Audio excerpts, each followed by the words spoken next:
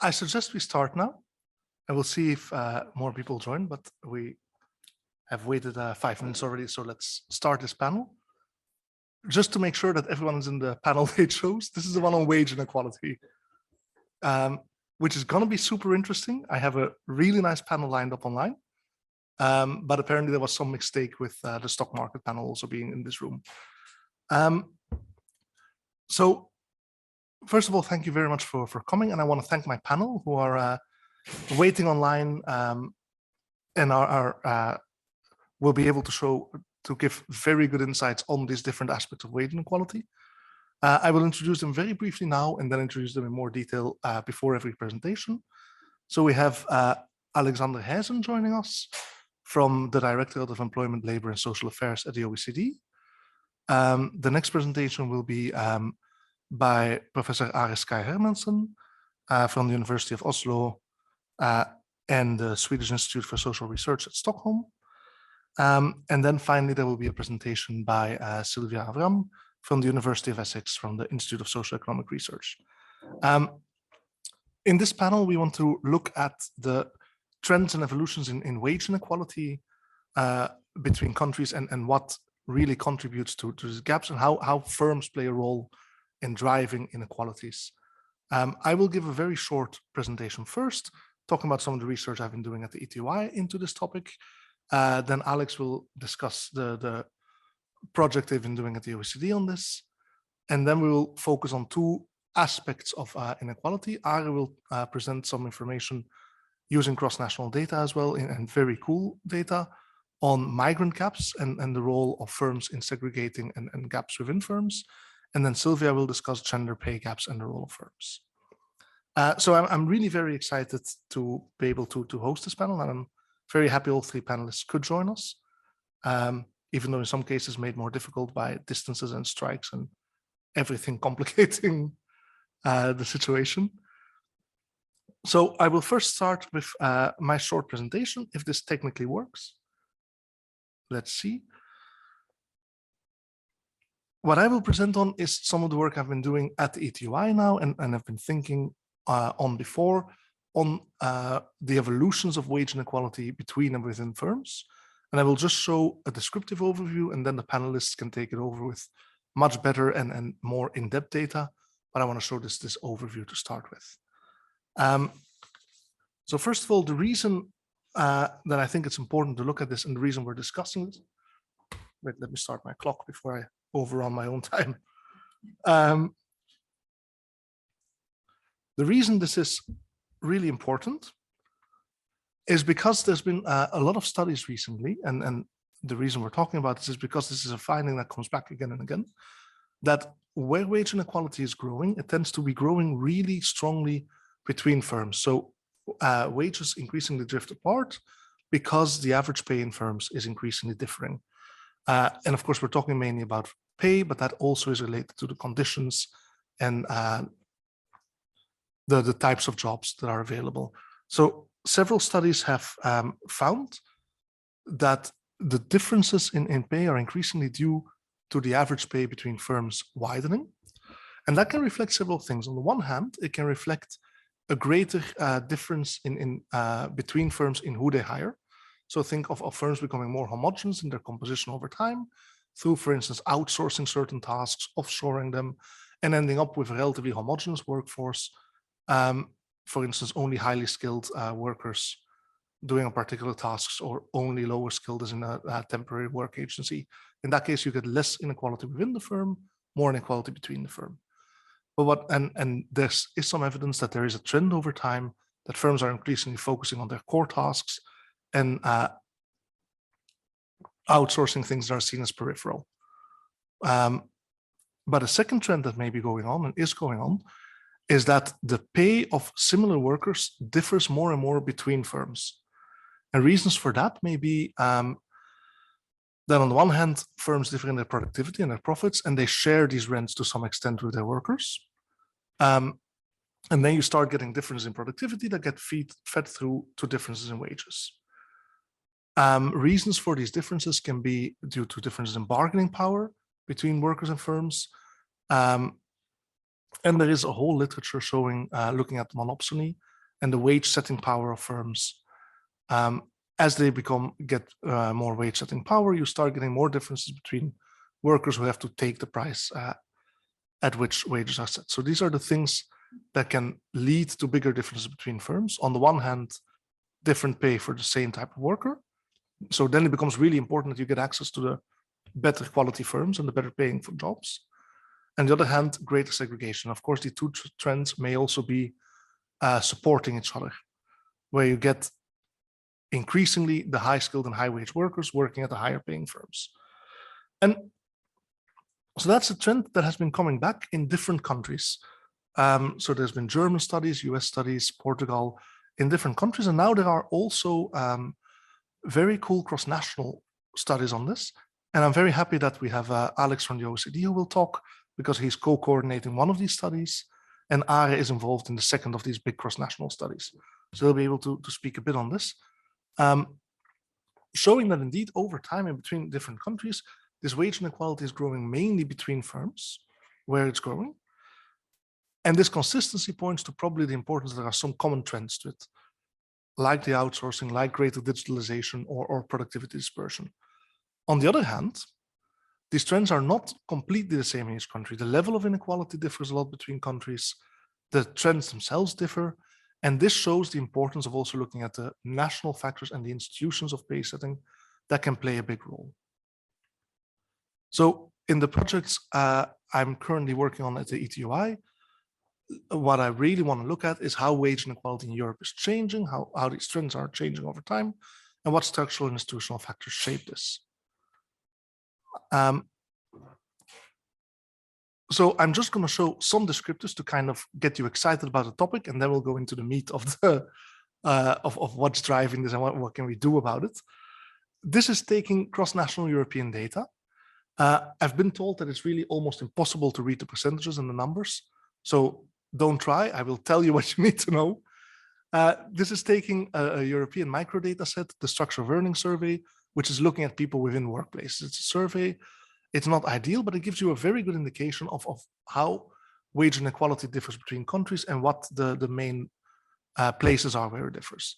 So here we're looking at just the variance, so how wages differ overall, and we can decompose that into a part within firms, between firms, due to the types of workers, so their education, the amount of time, the amount of work they do, and also residual factors either between firms or within firms.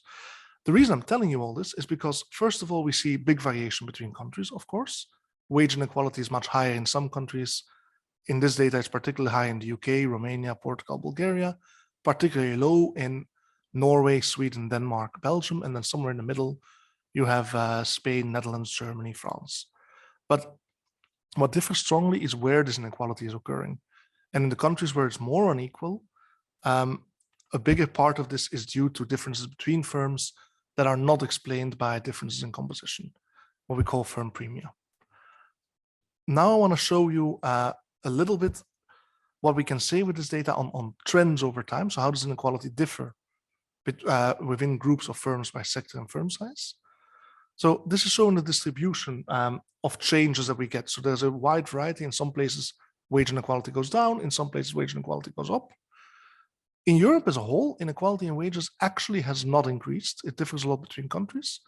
What is going up a lot in Europe is inequality in earnings, because there's much greater variation in the types, in the amount of time people spend working, and more precarious jobs. But here I'm really focusing on wage inequality.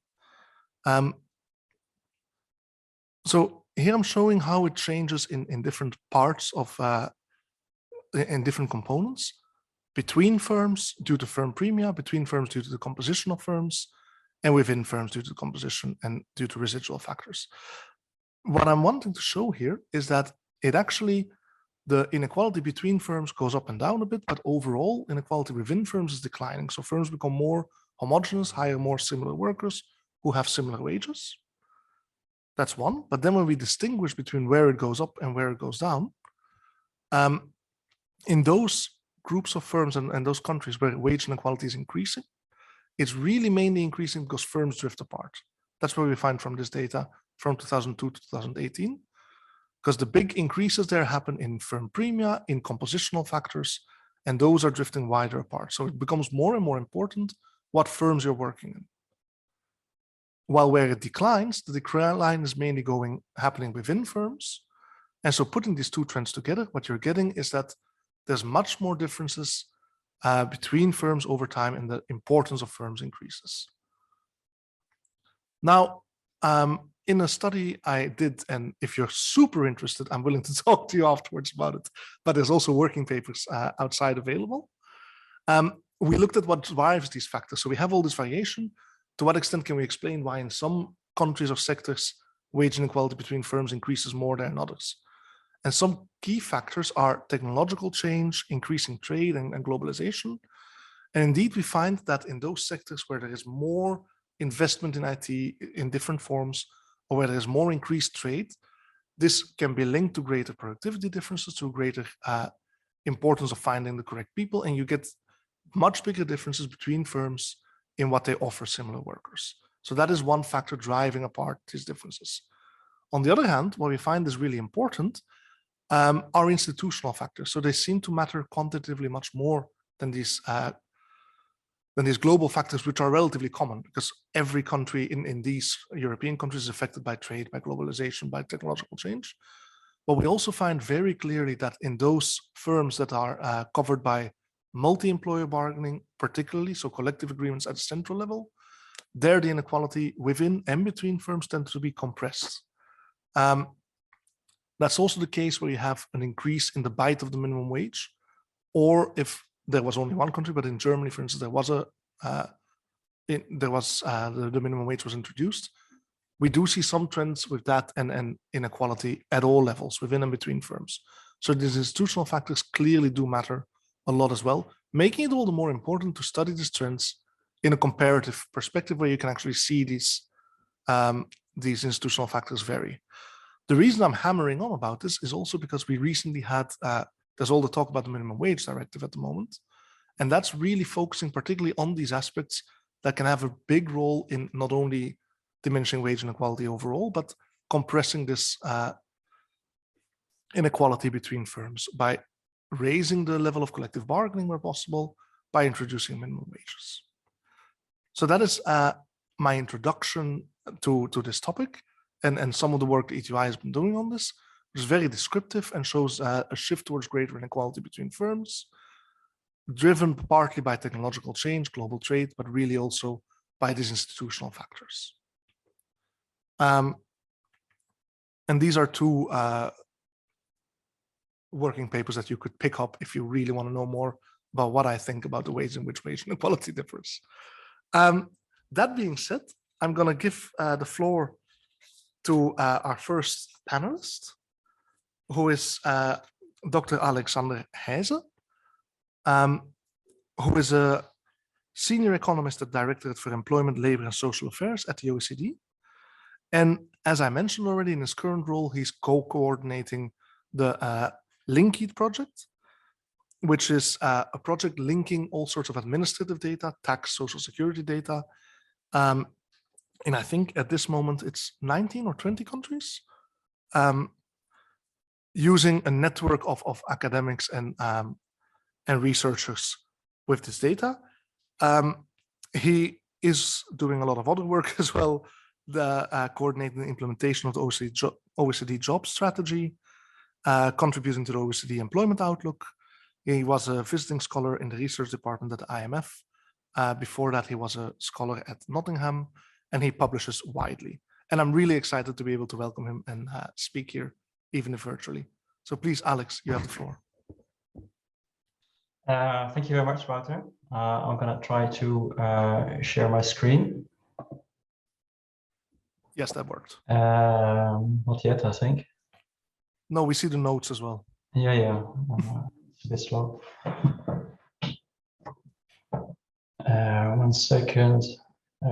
Okay. I think we're good now. So yeah, thanks, Wouter. No, now, perfect. Thanks for the invitation, and thank you for the nice introduction. This looks like a great event, and I really wish I could have been there in person with you today. So in the next 15 minutes, I will try to give you an impression of the main findings and policy messages from a new OECD study on the role of firms in wage inequality that was published in December of last year. And a condensed version of the report will also be published as a chapter in the forthcoming edition of the Employment Outlook.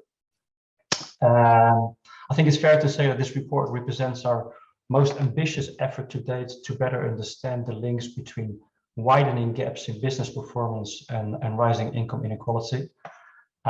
This was a truly major undertaking for us and would not have been possible without the determination of a team of OECD economists and the invaluable contributions of a large number of external collaborators with access to confidential administrative data. I should also say that among the contributors, we should also mention Wouter Zwijsen, because before joining ETUI, he was working in the OECD and he played a very important role in getting this project off the ground. And this might also explain why you will see some overlaps between his introduction and my presentation. The OECD has been long concerned, and well before COVID, about widening gaps in business performance, rising market concentration in product markets, and the possible implications of this for rising income inequality. So on the left panel, we see that since the early 2000s, high productivity firms have continued to achieve high productivity growth, while other firms are increasingly falling behind. And at the same time, shown in the middle panel, we see that high performing firms also putting away in terms of sales and profitability, resulting in rising product market concentration. And this is especially the case in sectors that make intensive use of digital technologies. And as these performance gaps between firms have widened, we also see that wage inequality has increased as the wages of top earners have grown faster than low wage workers, as shown in the right-hand panel. And so a key question is to understand to what extent these developments are linked. And this question is becoming particularly important at the current time, since the pandemic is likely to have significantly amplified the gaps in business performance between firms by boosting the digitalization of business models in a way that favors already tech-savvy firms and high-performance firms. So the objective of our study is to analyze whether widening performance gaps between firms contribute to higher wage inequality and to draw out the policy implications. So in short, the objective of our study is to analyze the role of firms in wage inequality. And note that focusing on the role of firms in wage inequality represents a significant departure from the traditional approach to the analysis of wage inequality, which can have potentially important implications for policy. So until recently, wage inequality was mainly seen as the outcome of the race between education and technology, with wages being fully determined by the supply and demand of worker skills. And so consequently, policy has been largely worker-centered by ensuring that workers have adequate skills, that they have the skills that are demanded by employers. So while this approach has been extremely valuable, it does not take account of the empirical facts that there are large and persistent wage differences between similarly skilled workers who work in different firms. Indeed, firms have some degree of wage-setting power, and this means that the wages of workers do not just depend on their skills, but also on the firm for which they work.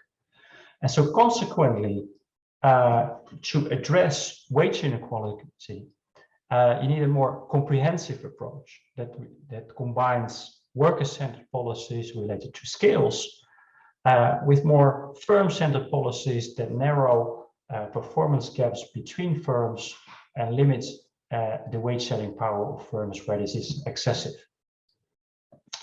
So in our study, we make three key contributions. So first of all, our study represents one of the most ambitious efforts, together with it by the COIN network, which will be discussed next, to mobilize linked employer-employee data for analyzing the role of firms in wage inequality. So analyzing the role of firms in wage inequality crucially requires linked data, because we need information both on the workers and the firms for which they work in order to allow making the link between firm performance on the one hand and worker outcomes on the others. Our second contribution is that based on a harmonized data treatment and methodology, we provide a number of key stylized facts about the role of firm performance and wage setting practices in wage inequality, and look at the role of policies in institutions. So this is in fact quite similar to what Wouter just presented. I should mention that in the presentation, I will limit myself to the role of firms in overall wage inequality. However, note that the report also contains a full chapter on the role of firms in the gender wage gap, which is also a topic that will be discussed in this panel. And third, based on the empirical evidence, we draw the policy conclusions by highlighting the need to complement worker-centered policies with firm-centered measures to strengthen and promote inclusive growth. So to analyze the role of firms in wage inequality, it is instructive to consider the following framework. So in an accounting sense, aggregate wage inequality arises from wage gaps between firms and within them. To some extent, as also discussed by Wouter, wage gaps between firms can be explained by differences in the skill composition of the workforce, as firms employing more skilled workers generally also pay higher wages. But wage gaps between firms can also be the result of differences in wage setting practices for similarly skilled workers, as higher productivity firms may offer higher wages than the lower productivity counterparts to attract and retain a sufficient number of workers.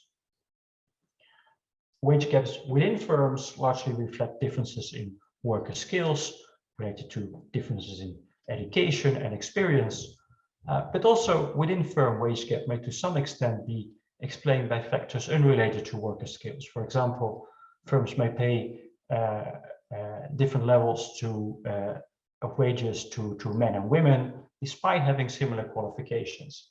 This may be due to differences in the bargaining position of men and women, or for example, employer discrimination. So to analyze the role of firms, we mobilize linked employer-employee data for 20 OECD countries. The data used for this study are typically drawn from administrative sources related to the tax or social security system. This has a number of advantages. This means that they are typically very detailed or very high quality and and very comprehensive, often covering the universe of workers and firms in a country. However, it also represents a number of challenges. The first is that since the data are collected for administrative needs, they sometimes differ along important dimensions and need to be harmonized. And so we therefore developed a statistical protocol that harmonizes the data treatment and empirical methodology to the extent that's possible. The second challenge is that given the administrative nature of the data tend to be highly confidential. Access to the microdata is typically restricted to accredited experts in the country. And so to overcome this issue, we rely on a network of 19 in-country partners who have the necessary clearances and who can share aggregated results with us obtained by applying the statistical protocol to the microdata. So today I would like to highlight 3 of the key findings of the report. The first relates to this decomposition of wage inequality within and between firms. We can see from the slide that between firm wage inequality accounts for about 1/2 of average wage inequality, which actually I think is quite similar to the results that Wouter obtained using the structural earnings surveys. So part of these gaps in pay between firms reflect, of course, differences in workforce composition. The fact that firms paying higher average wages typically also employ more educated and experienced workers. But still, controlling for worker composition, we see that a significant part of the between firm wage gaps reflects differences in wage setting practices or wage premia for similarly qualified workers. More specifically, differences in wage setting practices across firms account for up to 1/3 of overall wage inequalities. This is the dark blue part in the chart. So importantly, these results suggest that firms have some leeway to set wages independently from their competitors, and that wages are not determined exclusively by the skills of workers. The firm for which workers work also matters for their wages. And consequently, identifying and quantifying the key determinants of a firm's wage setting practices is crucial for the design of public policies to address wage inequality. So one key determinant of firm wage setting practices is firm performance or firm level productivity. So this slide shows, first of all, that firms with higher levels of productivity pay higher wage premia, and this is reflected by the positive correlation between productivity and wage premia. This is not necessarily a bad thing, as it allows high-performing firms to attract workers and create high-quality jobs in a context where workers are difficult to find. But pay gaps between firms can also reflect or be the result of excessive productivity dispersion between firms. Indeed, there are big differences in productivity dispersion between countries, and countries with higher levels of productivity dispersion tend to have higher gaps in wage premia between firms. And this is reflected by the arrows in the chart. The upshot is that policies that reduce productivity dispersion and that support productivity growth among lagging firms would not only strengthen productivity growth, but also contribute to lower wage inequality by reducing pay differences between firms.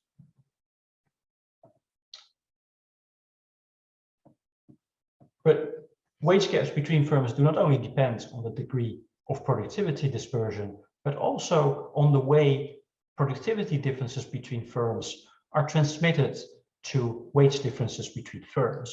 And we consider two key factors in this respect. The first is job mobility. And so when we differentiate between countries with high and low job mobility, we see that countries with low job mobility tend to have higher levels of dispersion in wage premium. And the same is true once we condition on productivity dispersion. And so this is conditioned with the view that when job mobility is low, low productivity firms can survive by offering low wages than their higher productivity counterparts by competing on the basis of low wages without risking to lose all their workers. And it's also consistent with the view that high productivity firms offer higher wages than their low productivity counterparts to overcome barriers to job mobility that make it harder for them to attract the desired number of workers. The second factor we consider are, of course, wage setting institutions. So the extent to which wage premia vary across firms, and particularly the extent to which low productivity firms can compete on the basis of low wages, depends importantly on the presence of wage setting institutions in the form of either collective bargaining systems or statutory minimum wages. And so the second panel here shows that countries with more centralized collective bargaining institutions, that in such countries, the pass-through of productivity differences to wage premia is more limited because collective bargaining reduces the scope of low-performing firms to compete on the basis of low wages. And in doing so, it reduces wage dispersion between firms. So in sum, wage gaps do not just depend on the degree of productivity dispersion on firm performance, but also on the degree of job mobility and wage setting institutions in a country. So from a policy perspective, our main message is that to tackle high and rising wage inequality, worker-centered policies related to education and adult learning need to be complemented with firm-oriented policies. This involves, amongst others, policies that promote productivity catch-up of lagging firms, which would not only raise aggregate productivity and wages, but also reduce wage inequality. So here we're thinking of measures that can make sure that credit is available to all firms, that allows them to invest in intangible assets, such as software and R&D, and which are complementary to new technologies. We're also thinking of measures that can promote access to digital infrastructures for all firms, which include investing, of course, in digital infrastructures, but also enhancing competition in telecoms. Second, we're thinking of policies, of course, that can promote job mobility. This would reduce wage gaps between firms at a given level of productivity dispersion, while also at the same time enhancing the efficient allocation of jobs across firms. This includes, of course, traditional labor market policies related to activation and adult learning, but also includes firm-oriented measures, for example, related to the enforcement measures against anti-competitive agreements in labor markets. So this can be related to, for example, wage fixing, no poaching agreements, and non-compete covenants. Finally, firm-oriented policies to reduce wage inequality might include policies that reduce the wage-setting power of firms directly with a dominant position in a local labor market. This can help to actually raise the level of wages and reduce wage inequality without necessarily adverse effects on employment and output. This can be achieved, of course, by having sufficiently strong wage-setting institutions that prevent low productivity firms from competing on the basis of low wages, but also involves explicitly firm-oriented policies related to, for example, competition policies. For example, so competition, we find in another chapter that looks at, specifically at the role of local labor market concentration for monopsony, that it's important that competition authorities pay more attention to labor market considerations when they consider competition cases. And we find that a significant part, 1 in 5 workers, is employed in concentrated labor markets with significant implication for their wages. And second, that the local labor market and the concentration of the local labor market is not related, not correlated with the concentration of product markets. So it's important that competition authority explicitly integrate labor market concentration when considering competition cases. And here I'm listing all the contributors who have contributed to this study. Thank you very much for your attention. I'm looking forward to the discussion. Thank you very much, Alex.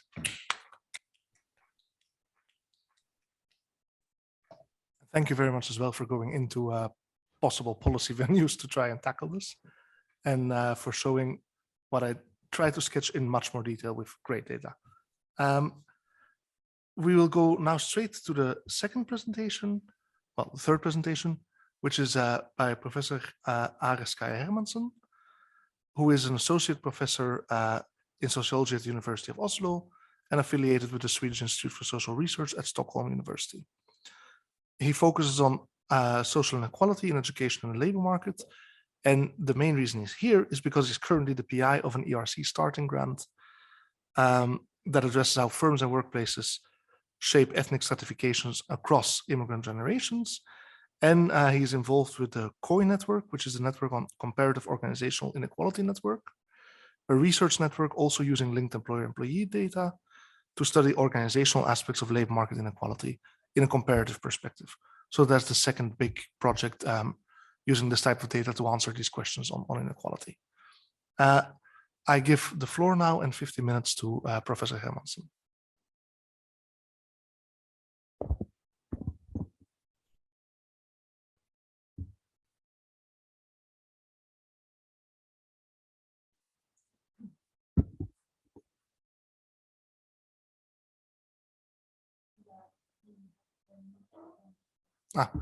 Ari, could you unmute, please?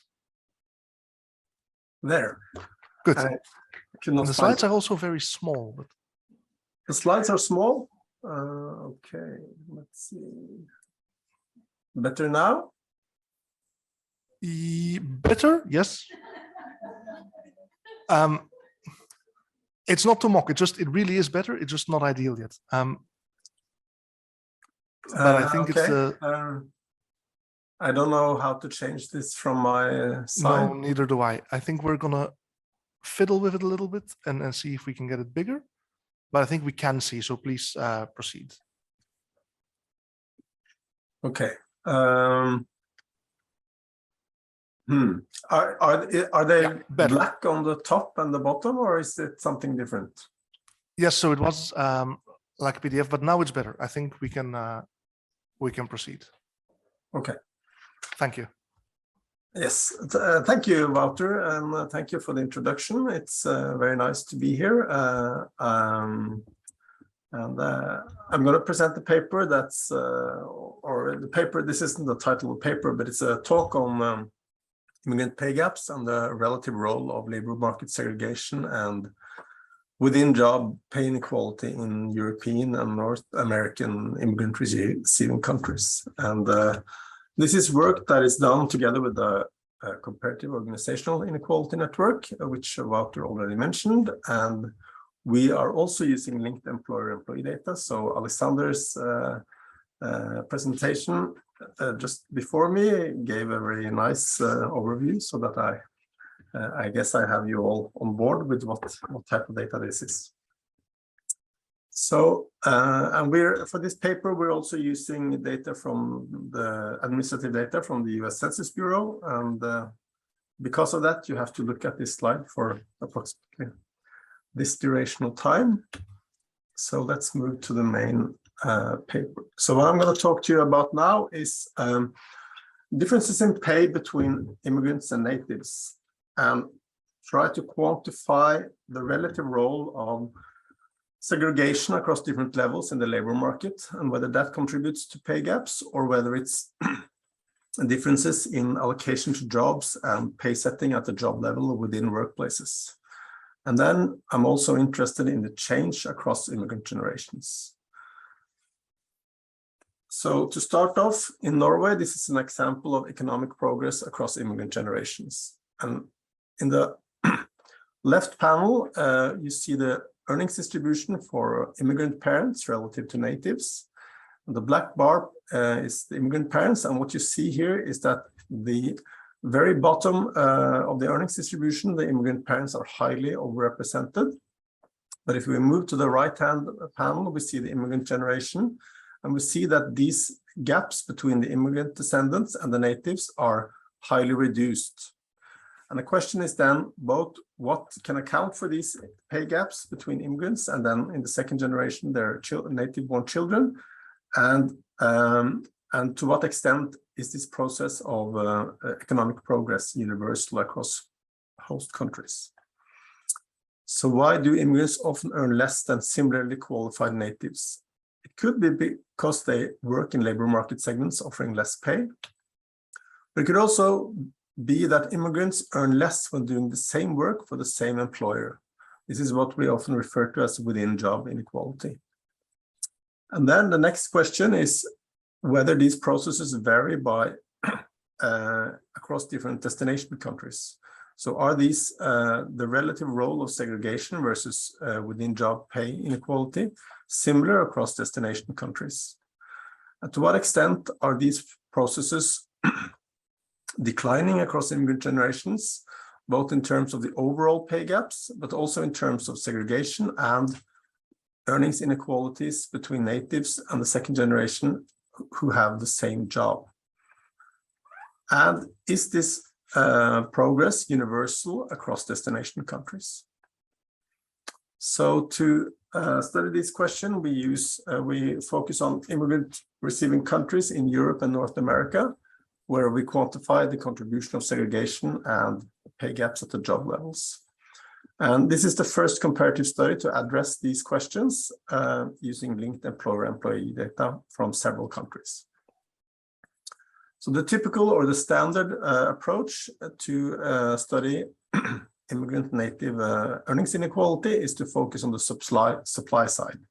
And this is sort of similar to the explanation that Alexander focused on in terms of wage inequality and the focus on workers. So for immigrants, the main focus is on immigrants' relative lack of so-called country-specific human capital, and that is whether they have education, language, and networks that do not give high returns in the labor market. A typical finding is that over time, immigrants improve their human capital and again, improve their labor market outcomes. For the second generation who were born in the country where they are currently living, they will have the standard argument that they will have greatly improved country-specific human capital. And the standard argument is that if you take account of differences in education, productivity-related explanations of labor market inequalities should be less relevant. However, there is large literature on ethnic hiring discrimination showing that this type of discrimination to only a limited degree vary by immigrant generation. So what if we move to a more structural or employer-focused type of explanation of immigrants' pay gaps?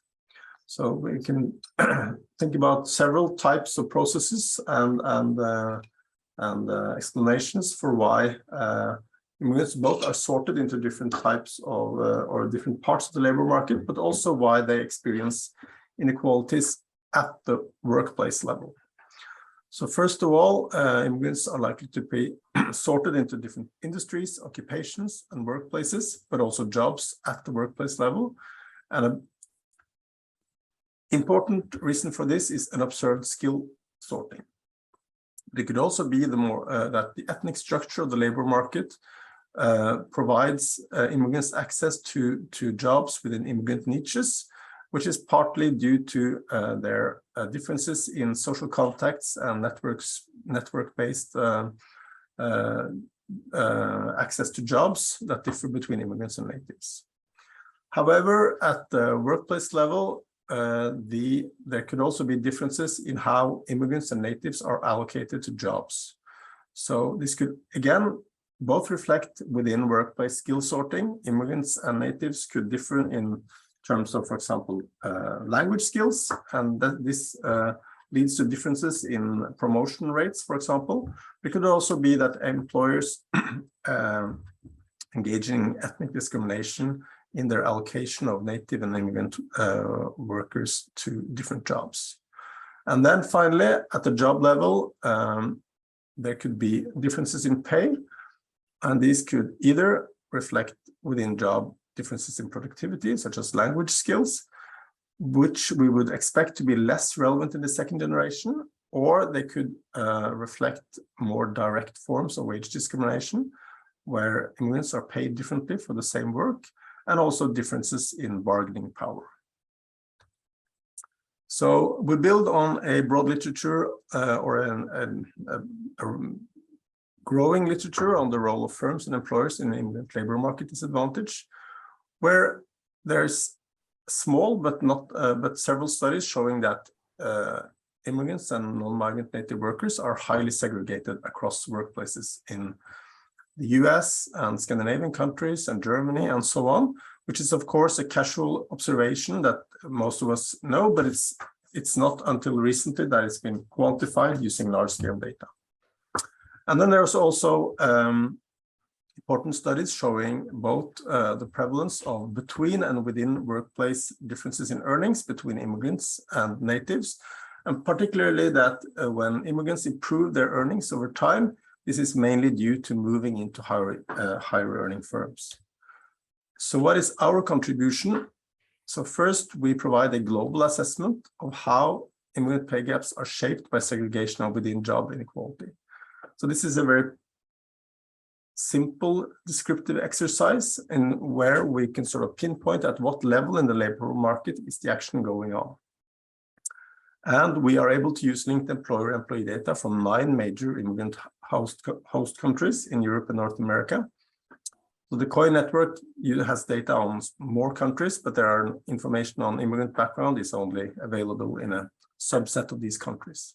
And then finally, we are able to access data on immigrants and the native-born descendants in several of these countries, which enable us to assess intergenerational change. So the countries we focus on is Canada, Denmark, France, Germany, Netherlands, Norway, Spain, Sweden, and the United States. For these countries, we also have a very large N, and in several countries, we have the whole universe of workers and firms. This allows us to situate workers within their jobs and their specific workplace contexts. And then we use information on immigrant background and world region of origin. We use annual earnings as our main dependent variable, and for countries where we have hourly wages accessible, we also use that in supplementary analysis. And then we use information on industry, occupation, establishment, or workplace, and then jobs, which are defined as an intersection between occupations and establishments. That is, workers who have the same occupation working in the same establishment.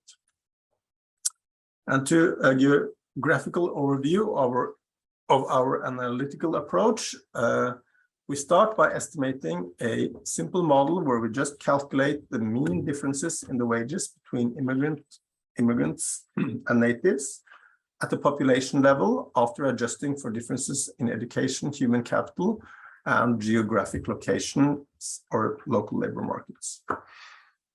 So here, this figure sort of describes this comparison across workplaces and workers in different occupations. In the second stage, we only control the average differences in earnings between immigrant and native workers who work within the same industry.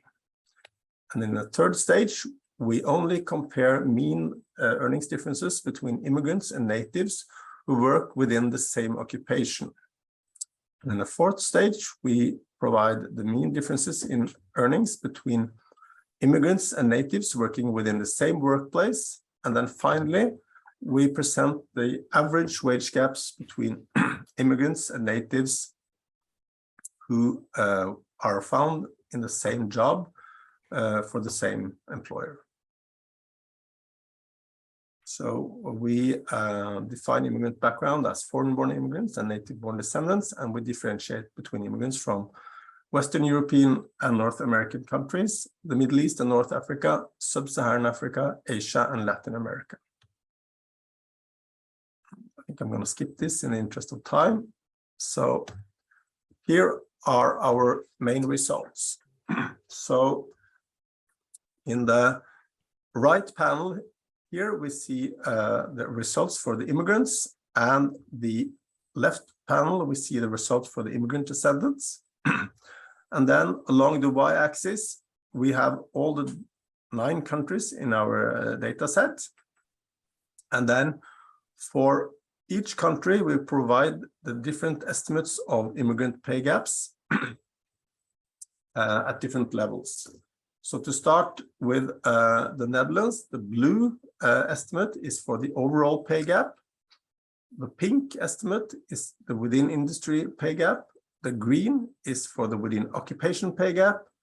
And then the dark pink is for the within establishment pay gap. And the purple is for the within job pay gap. So let's zoom in on the Netherlands.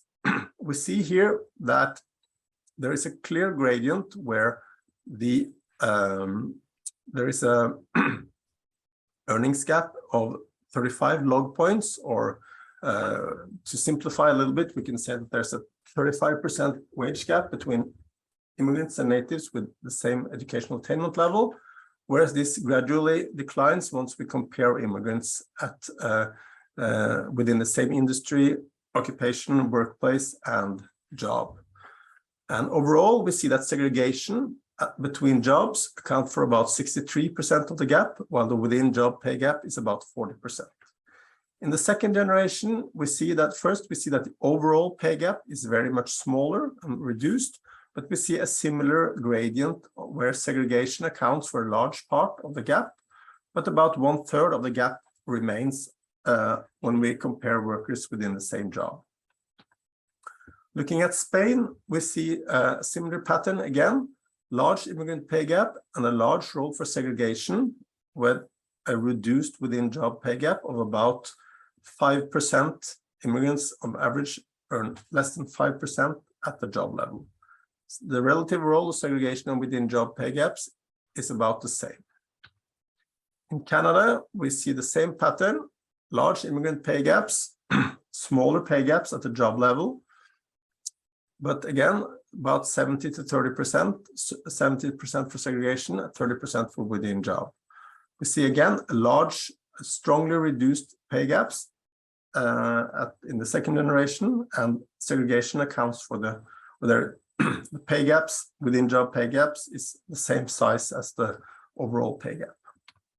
In Norway, similar pattern, large pay gaps, important role of segregation, but these are greatly reduced in the second generation. Germany, again, similar pattern, about the same role of segregation and within job pay gaps as in the other countries. France, similar pattern for immigrants. Denmark, similar pattern for immigrants and reduced pay gaps in the second generation. Sweden, similar pattern overall. And then finally, and perhaps surprisingly, the United States has the smallest overall pay gaps of the countries that we have in our data set. And the within job pay gaps are small, but the relative role of segregation and within job pay gaps is similar. So overall, segregation across jobs accounts for up to 70% of the total pay gap. Of these 70%, 20% of these results from differences in job allocation within workplaces. So about 50% is due to within workplace job allocation and within job pay gaps. And the within job pay inequalities account for about 30 to 35% of the overall pay gaps.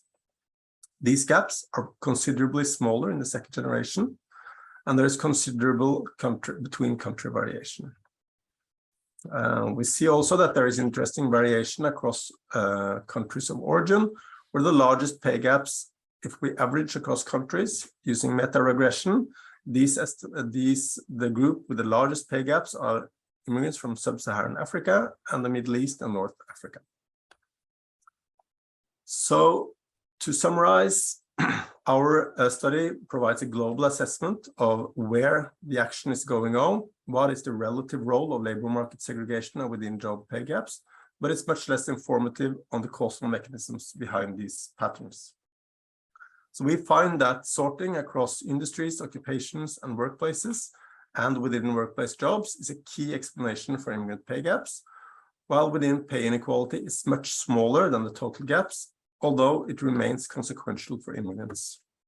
In the second generation, there are strong declines in total pay gaps, and within job pay inequality is often relatively small, less than 5%. So our overall conclusions is that there is strong labor market progress across immigrant generations in most countries and from immigrants from most regions of origins. And the policy implications based on our results is that policies reducing friction in immigrant background workers' job search, which improve their access to higher paying industries, occupations, and workplaces, are likely to be of key importance. And this is nothing new, which means that promoting language learning, acquisition of domestic education, and better access to social networks is of key importance.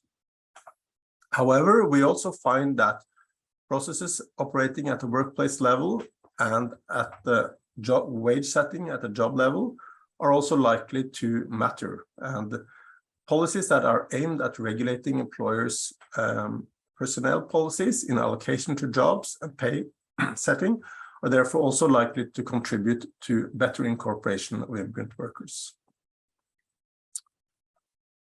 Yes, so that was my main message. Thank you.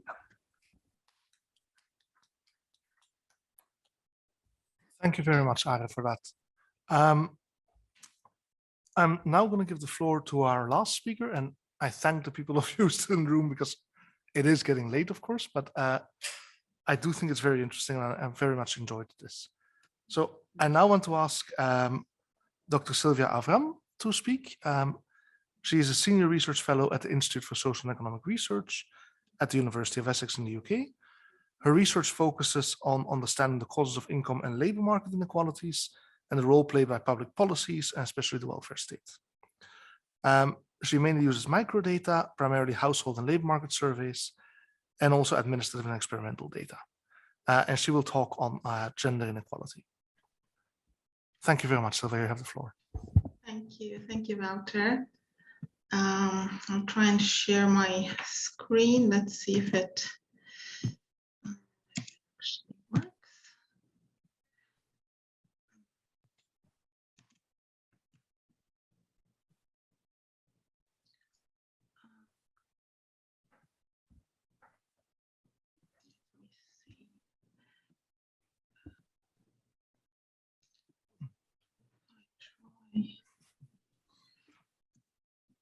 We saw it for a brief moment. Yes, I was trying to get it to full screen, but for some reason I wasn't able to. Maybe I just leave it as it is. Well, I mean,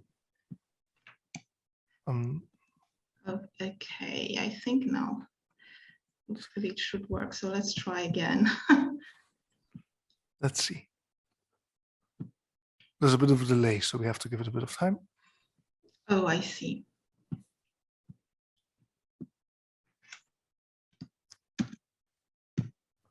No, it's still the same, but No, now it that's should it.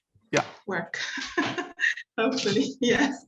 Okay, perfect. Sorry about that. So thank you very much, Wouter, and thank you for the invitation to speak today. I'm very sorry I can't be there in person today, but of course, I'm happy I can still contribute online.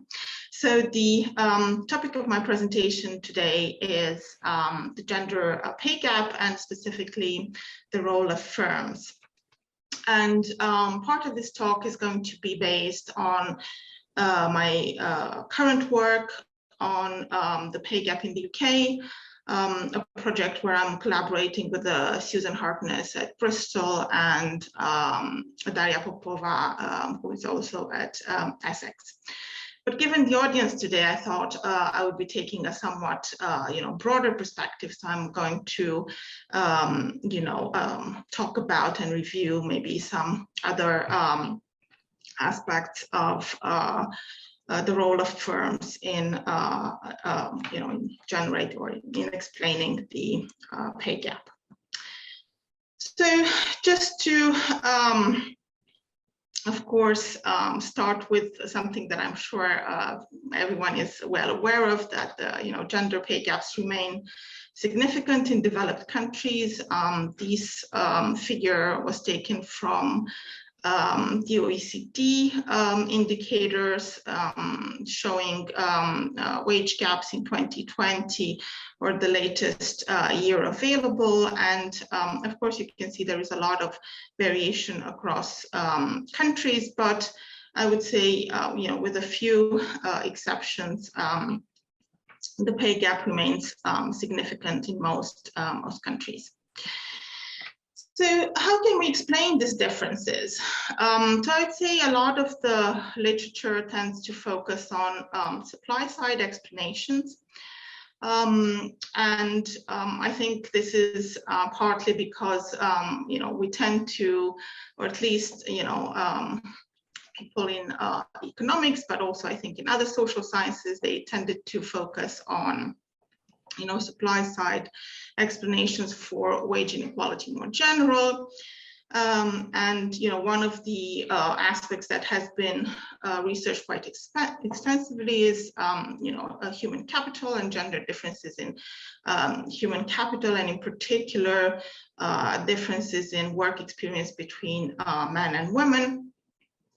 That have been shown to play an important role in explaining the gap in the past, less so recently, as the gap in the two indicators that usually we use to measure human capital, that is education and work experience, to gender differences in these two indicators, they tended to reduce over time. And of course, new generations, women generally tend to be more educated than men. Well, if these two explanations tended to kind of lose purchasing power, there's been a strand of literature that focused on other differentials between men and women, and in particular, there is a very, I would say, developed literature that looks at non-cognitive skills or personality traits, or things such as how competitive a person is, risk aversion, all these things that might be related to pay. And while this, there is, I think, compelling evidence that there are gender differences in these characteristics, I would say that actually most studies find that these characteristics explain a very small part of the gap, if at all. In addition to supply side explanations, the other big branch of the literature focuses on discrimination. And of course, there are papers, there is literature that shows that, taking an experimental approach that shows that women and in some cases mothers, they're less likely, for example, to get callback rates from employers and so on. More recently, though, the literature has focused on trying to understand to what extent the pay gap is explained by men and women sorting into firms that pay different wage premium. And so how much of the gap can be explained by this sorting? I would say that most studies at this point take the composition approach, many using the well-known AKM model, where they try to have firm effects and worker specific effects.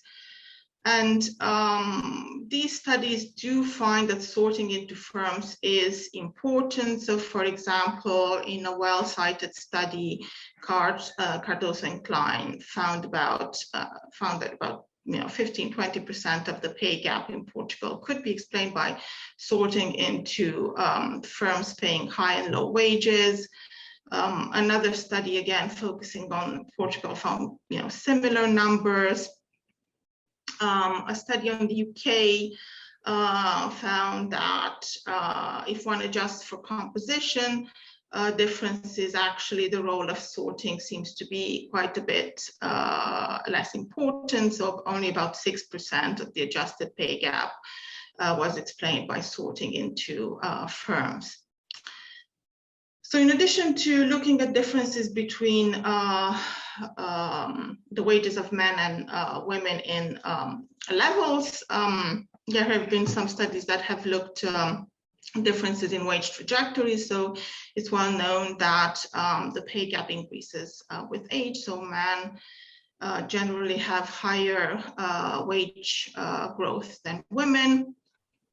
And two studies by Golden, Barth and Olivetti, and Barth and his co-authors, they found that the sorting into firms is important in explaining this differential wage growth. And in an older study, they found that about 44% of the widening in the wage gap is explained by differential sorting. And in a more recent and more elaborate, more methodologically elaborate study, they found that this share depends on education, and sorting is particularly important for less educated individuals, whereas it's less important for college graduates. So overall, results are mixed, and it's not always entirely clear to what extent differences are driven by data or model selection. But overall, we could say that sorting clearly is an important channel for generating this pay gaps between men and women. However, these decompositions, unfortunately, while very useful, they cannot tell us much about mechanisms. So in particular, they don't tell us why women sort themselves into lower paying firms and whether this is driven by their own choices or preferences, or whether this sorting is driven by employers, so by discrimination.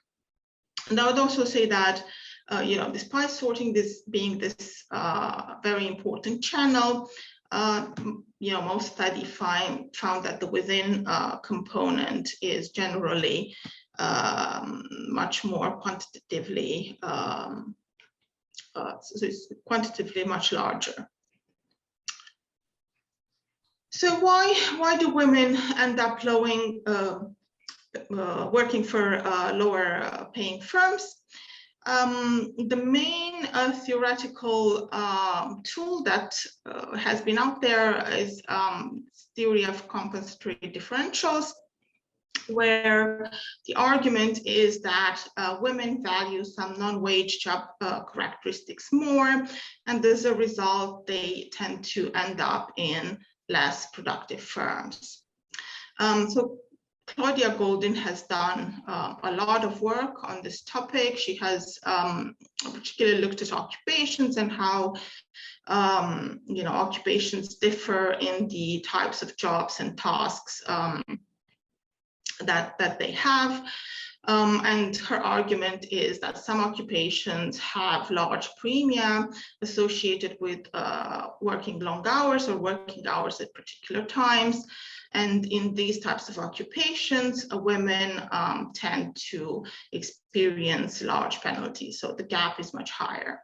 And so one example you could think of is corporate lawyers, where working hours are long and substitutability again low. So one is expected to closely work with their clients, versus, for example, pharmacists, where the pay gap, at least in the US, is much smaller. A similar argument has been made about commuting time. So women generally commute shorter distances, and several studies have shown that this has wage consequences. So they end up receiving lower wages as a result. So, all these studies are quite interesting, and they definitely contribute important information, but I would say that overall we don't have a compelling account of why firms or jobs that are less family friendly should be also more productive. And also there is some evidence that from some sociological work that feminization of occupations tends to lead to wage decline. And this, of course, is not consistent with this theory of compensatory differentials. So if compensatory differentials are not the whole story, what else is out there? So actually, I want to go back now to a theory that was first suggested quite a long time ago. So it was suggested in 1933 by Joan Robinson, and her argument was that part of the pay gap could be driven by what she called monopsonistic discrimination. So building on these models of dynamic monopsony, where employers have some wage setting power, even when in markets where there are many employers, and this wage setting power arises either because of frictions, so cost of job search and cost of information, or because workers have heterogeneous preferences with respect to non-wage job attributes. So building on these theories, we could look at the extent to which monopsonistic discrimination can explain part of the pay gap. Now, one important aspect to keep in mind is that this theory suggests that the wage setting power of employers is inversely correlated with worker mobility. So the more immobile a worker is, the more the employer can extract rents by paying them below their below the market rate.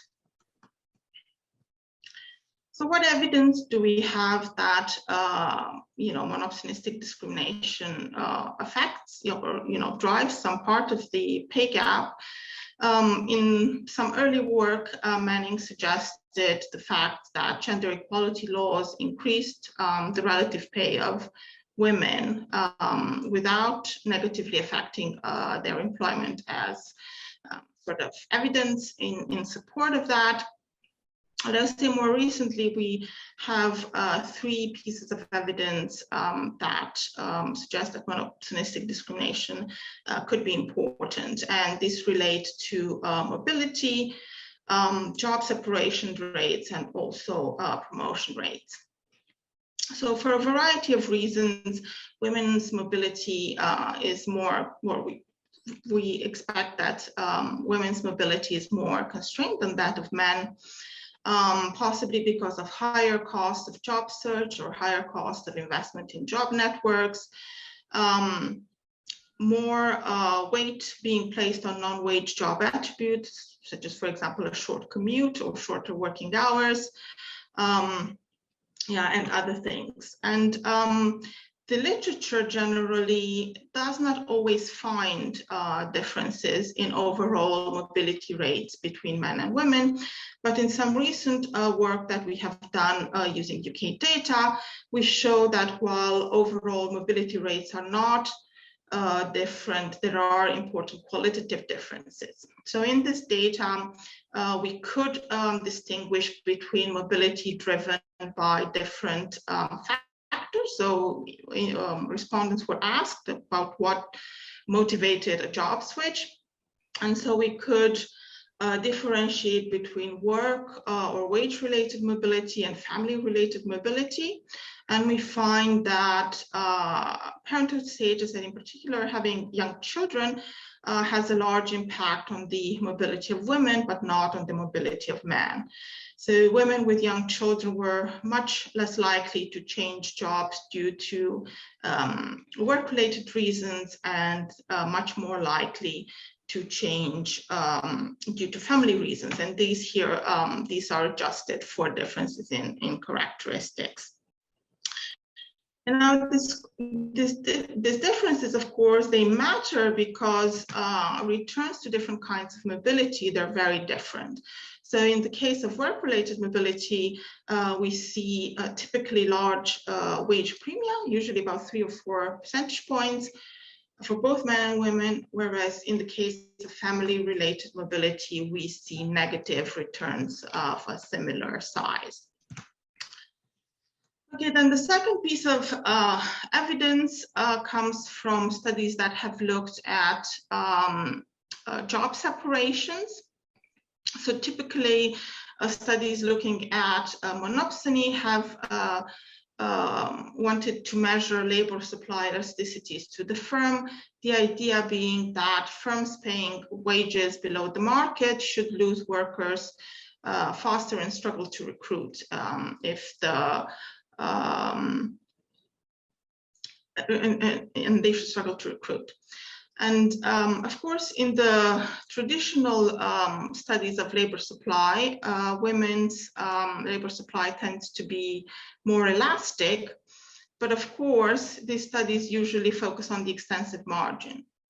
So when you try and actually look at the labor supply elasticity to the firm, that is the probability to change jobs rather than leave the labor market, in response to wages paid by the firm, there are several studies that find that women are actually less likely to switch jobs in response to low wages. So here is picture that kind of shows that. So this is actually a picture from the ONS. It's a relatively simple analysis, but I think it still illustrates quite nicely the point. So you can see that the probability to separate, which is on the y-axis, is much more sensitive to wages in the case of men, which is this yellow line, compared to women, which is this blue line. So women are less likely to respond to very high wages by staying with that firm. Okay, and finally, on career progression, again, there is a really large literature out there. I thought I would just show you results from our work, where again, we find that women with young children, they're much less likely to be promoted. So can then monopsonistic discrimination explain the gender pay gap? I would say, the literature is still, in its infancy. We still need much more evidence. But the theoretical model is consistent with a few stylized facts that have been well documented, in particular with the existence of large motherhood wage penalties, with the gap widening with age, with the fact that female dominated occupations tend to pay less, and also with the fact that the pay gap tends to increase with wages. So in our work, in addition to looking at mobility, what we wanted to do is have a more direct look at this idea.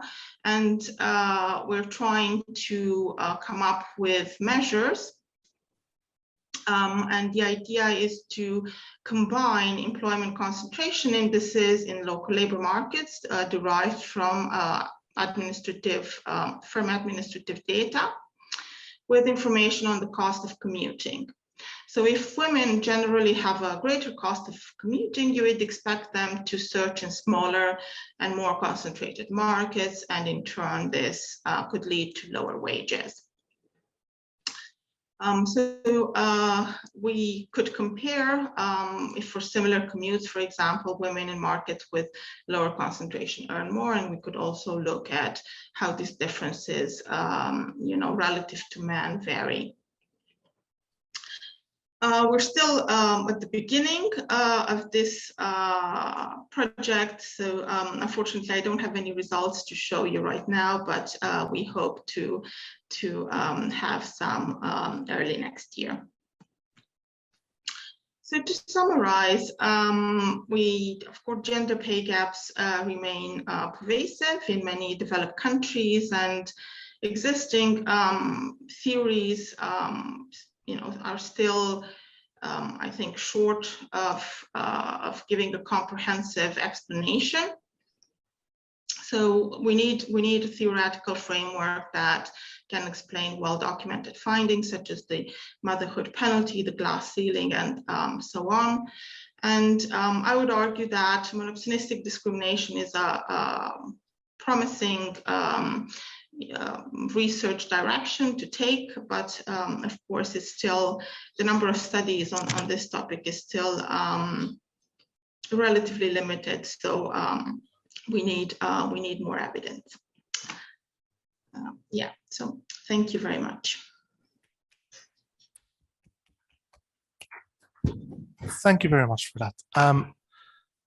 I found it very difficult to keep a tight control over time with the online participation. So I have failed there a bit. We don't have that much time left for questions, but let me ask if there are any questions. Anything in the room, anything on the floor? So let me first start by thanking all 3 participants to the panel very much for making the effort to present and for participating in this. I found it very interesting. I think it's important to tackle this issue of the role of firms in wage inequality from these different perspectives. And I think this panel did a very good job in showing the pervasive role in, first of all, wage inequality in general, and then the roles of both segregation and remaining within firm, within job inequality for both gender and migrant gaps. So are there any questions?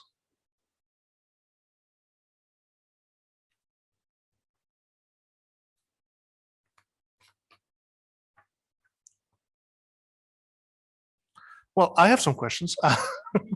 So we don't have that much time. I'll ask, oh, Alex. Yeah, you can. Yes, so if there are no other questions, I thought it would be nice to say something about the OECD work that we did on the gender wage gap. Mm-hmm.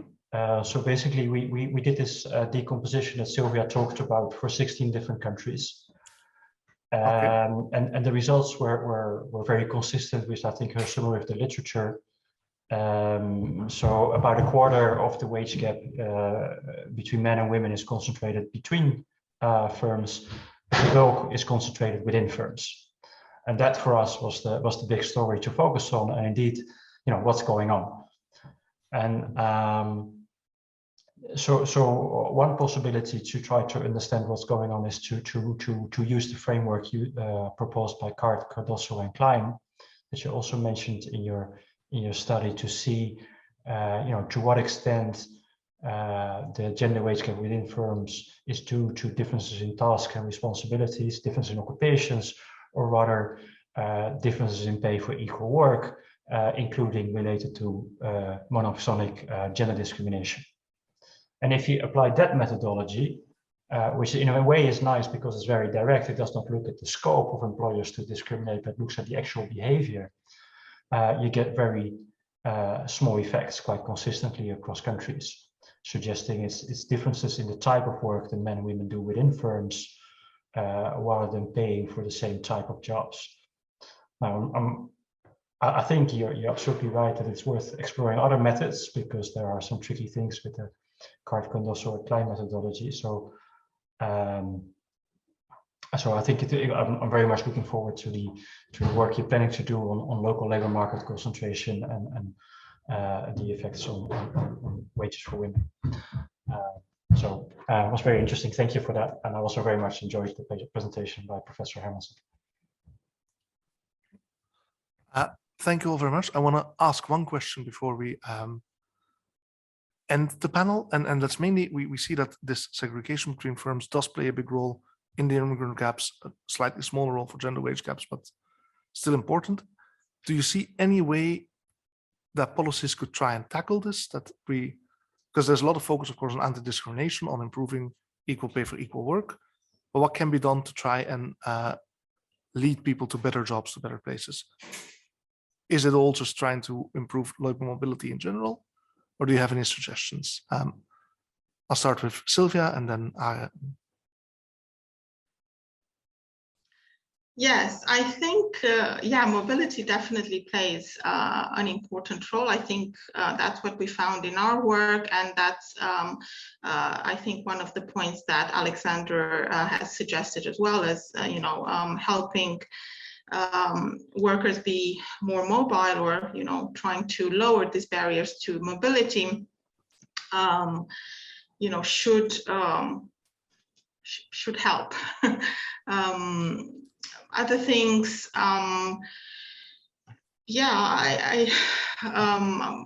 perhaps, looking again at productivity and why exactly it is that some firms can pay very low wages. Why is the market not, getting rid of them? I think that's something still to be explored and to understand better. I think I was a little bit surprised, so when I started this work, I was motivated by some qualitative studies that I read. Essentially, there were interviews with HR managers and such. And at least in the UK, I'm not sure to what extent this is true in other countries as well, but many of them seem to suggest that some particularly low paid jobs, were kind of considered dead-end jobs, or not very satisfying jobs. They were particularly suitable, for women with care responsibilities. And, in the UK, a lot of these women, they were part-time. So for me, this was, somewhat puzzling. Why exactly would there be this view? And I have to say that I've seen something similar related to migrants as well. So now with the COVID pandemic, the UK has had serious labor shortages. I'm sure, we all read the news, and, especially in hospitality. And, I've seen interviews with restaurant managers and pub managers saying that, for example, they can't recruit chefs or waiters because, these jobs, they're very arduous, they're very, have unsocial hours and pay very little. And so they're particularly suited for migrants. Yeah, for me, this, kind of raised the question, why is there this perception? Yeah, I think that's a very fair point.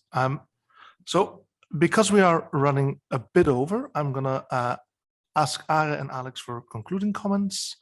And if you could keep it a bit brief, I'm sorry for losing track of the timing, but I was really interested and I enjoyed very much your interventions, all of you. Are. Yes, thank you. Yeah, so to return to your question about the role of sorting and how to address that from a policy view. As I concluded in my talk, I think that it's these standard explanations that are important here, that promoting human capital skills, language learning, and the acquisition of education, which is probably the main drivers of how immigrants are sorted into different parts of the labor market. Yeah. But then again, of course, it's a sort of demand side here also, which is what Sylvia is tapping into, where certain employers demand a certain type of skill profile from immigrants, and that this sort of immigrants can sort of be locked into certain parts of the labor market and certain types of network that channel them into certain jobs. But again, so one indirect evidence is looking at the second generation, and then because they will have improved both their social networks and their human capital, and the general pattern is that improved they sort of the whole overall pay gaps, but also the role of labor market segregation is much reduced in the second generation. And this is also single country studies that have used these more advanced AKM models, which we cannot exploit in our data due to constraints related to longitudinal data in some countries. They reach very similar conclusions. So David Card, for example, has a paper from Canada showing very much the similar pattern. So yeah. I should also mention that we also have a gender pay gap paper in COIN, but I won't go into that now. That will come out at some point as well, which would be good to read. A month or so, I think. Perfect. Thank you very much. Alex, if you have any concluding comments. Yeah, I mean, I think it's quite difficult to say exactly what the sorting drives and what you want to do about it. I think this is one of the areas where there is essentially a trade-off. So if you allow for more mobility, then there is a good chance that the lower skilled workers will sort into the worst firms. That may be good for efficiency, but it's good. This generates important accuracy questions. So I think it's an important question to think about how to weight that and how to give the appropriate support. In relation to the gender work, we found that about half of the between firm gender wage gap is between industries actually, and so I think the between industry part I interpret as related to maybe differences in the type of education, the type of skills that men and women have, and which at a deeper level reflects differences in norms and how people think about themselves.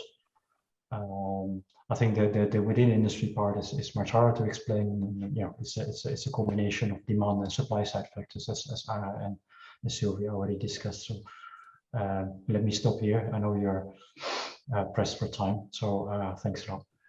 I'm not, but I think maybe the audience is. I'd be happy to keep chatting. But thank you all very, very much for the interesting presentations and for the discussion at the end still, and for joining. So thank you very much, and have a great evening. And thanks to everyone in the audience and here as well.